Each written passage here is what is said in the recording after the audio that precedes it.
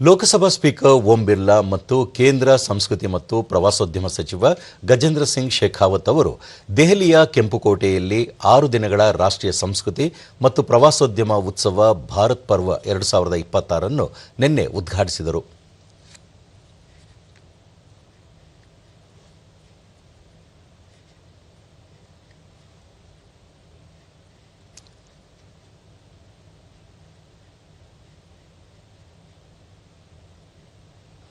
ಬಳಿಕ ಓಂ ಬಿರ್ಲಾ, ಈ ಉತ್ಸವವು ಭಾರತದ ಸಾಂಸ್ಕೃತಿಕ ಪರಂಪರೆಯನ್ನು ಬಲಪಡಿಸುವ ವೇದಿಕೆಯಾಗಿ ಕಾರ್ಯನಿರ್ವಹಿಸುತ್ತದೆ.